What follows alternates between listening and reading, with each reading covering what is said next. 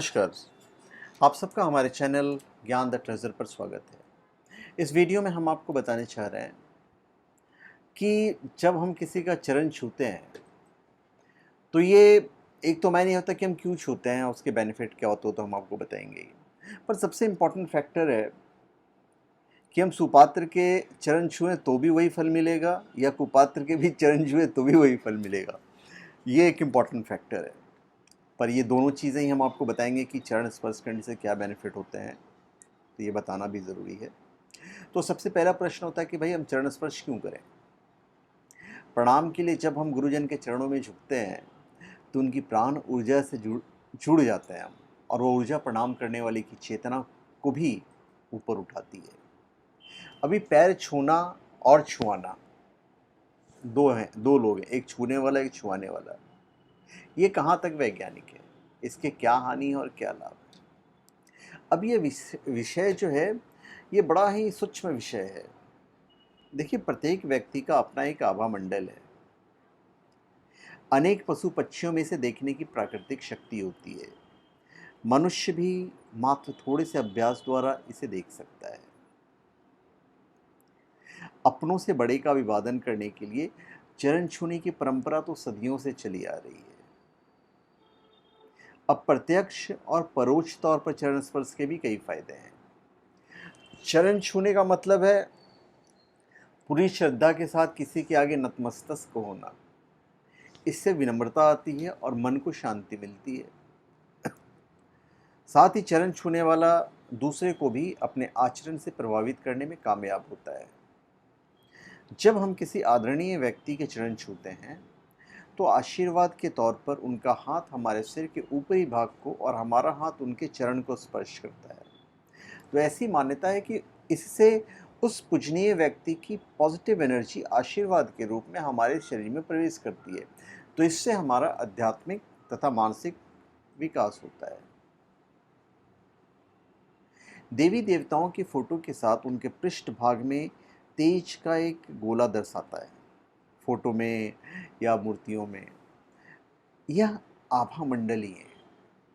तो जिस प्रकार एक्यूमुलेटर अथवा इलेक्ट्रिक मशीन से विद्युत सचित हो जाती है, उसी प्रकार मनुष्य में भी ऊर्जा का भंडार होता रहता है। और यही ऊर्जा तेज आभा मंडल के रूप में शरीर के चारों ओर अंडाकार रूप में विद्यमान रहती है और शरीर से निरंतर इसका ह्रास होता है। मैंने एक लेख पढ़ी थी गोपाल राजू जी की, और उस लेख से मैं काफ़ी प्रभावित हुआ था। और मैं बहुत सारी जो बातें हैं मैं उन्हीं की कर रहा हूँ, क्योंकि बड़े ही सुलझे व्यक्तित्व के हैं और बड़े ही अच्छे लिखते भी हैं इन सब टॉपिक पे। तो वहाँ से इंस्पायर होके ही मैं आपको बोल रहा हूँ। उनकी बातें भी और भी जो हमने स्टडी किया है, इस सारी बातों का जो निचोड़ है वही मैं आपको बताने जा रहा हूँ। देखिए, शास्त्रों में कहा गया है कि हर रोज़ बड़ों के अभिवादन से आयु, विद्या, यश और बल में बढ़ोतरी होती है। इसका वैज्ञानिक पक्ष है न्यूटन के नियमानुसार दुनिया में सभी चीज़ें गुरुत्वाकर्षण के नियम से बंधी है, और साथ ही गुरुत्व भार सदैव आकर्षित करने वालों की तरफ जाता है। तो हमारे शरीर पर भी यही नियम लागू होता है। सिर को उत्तरी ध्रुव और पैर को दक्षिणी ध्रुव माना गया है। तो इसका मतलब ये हुआ कि गुरुत्व ऊर्जा या चुंबकीय ऊर्जा हमेशा उत्तरी ध्रुव से प्रवेश कर दक्षिणी ध्रुव की ओर प्रवाहित होकर अपना चक्र पूरा करती है। तो यानी शरीर में उत्तरी ध्रुव से सकारात्मक ऊर्जा प्रवेश कर दक्षिणी ध्रुव पैरों की ओर प्रवाहित होती है, और दक्षिणी ध्रुव पर यह ऊर्जा असीमित मात्रा में स्थिर हो जाती है। तो पैरों की ओर ऊर्जा का केंद्र बन जाता है। पैरों से हाथों द्वारा इस ऊर्जा के ग्रहण करने को ही हम चरण स्पर्श कहते हैं।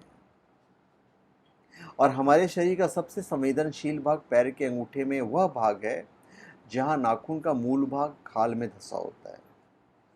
और ये बात अधिकांश लोग नहीं जानते हैं, और मैं भी नहीं जानता था। जब मैंने राजू जी के लेख पढ़े, क्योंकि मैंने काफ़ी रिसर्च किया होता, तो मुझे मालूम पड़ा। और राजू जी ने भी जो जाना वो तिब्बती साहित्य से जाना, तो उनका अपना एक अनुभव था। मतलब अपना एक अनुभव हर किसी का होता है। तो एक ब्रह्म सुख की अनुभूति जो है वो आपको मिलती है, और ये सब सारी की सारी वैज्ञानिक बातें हैं। आप देखते होंगे कि संत अपना विशेष रूप से पैर नहीं छूने देते हैं। हमारे शरीर का सबसे अच्छा रिसीवर भौं के मध्य का भाग अर्थात भ्रुकुटी है। आपने भी अनुभव किया होगा कि थोड़ा सा भी भूलें और याद करने का उपक्रम प्रारंभ होते ही हाथ तुरंत इसी भाग पर पहुंचता है, जैसे यहाँ कोई बटन लगा हुआ हो कि दबाते ही स्मृति वापस आ जाएगी। तो पैर पर माथा इसी उद्देश्य से रखा जाता है। वहाँ से निकलने वाला तेज मस्तिष्क के इस भाग में व्यक्ति के शरीर में समा जाता है। चरण स्पर्श और चरण वंदना भारतीय संस्कृति में सभ्यता और सदाचार का प्रतीक है। माना जाता है कि पैर के अंगूठे से भी शक्ति का संचार होता है। मनुष्य के पांव के अंगूठे में भी ऊर्जा प्रसारित करने की शक्ति होती है, और मान्यता है कि बड़े बुजुर्गों के चरण स्पर्श नियमित तौर पर करने से कई प्रतिकूल ग्रह भी अनुकूल हो जाते हैं। अब मेन मुद्दा है कि भाई अगर कुपात्र है तो क्या होता है। देखिए, अगर निम्न स्तर के लोगों को प्रणाम किया जाए तो उससे हानि की संभावना ही ज़्यादा रहती है, क्योंकि उस स्थिति में प्राण प्रवाह उल्टी दिशा में बहने लगता है। नमस्ते करने के लिए दोनों हाथों को अनाहत चक्र पर रखा जाता है, आंखें बंद की जाती है और सिर को झुकाया जाता है। तो इस विधि का विस्तार करते हुए हाथों को स्वादिष्ठान चक्र पर रखकर सिर झुकाकर और हाथों को हृदय के पास लाकर भी नमस्ते किया जाता है। ज़रूरी नहीं है कि नमस्ते, नमस्कार या प्रणाम करते हुए ये शब्द बोले भी जाएं।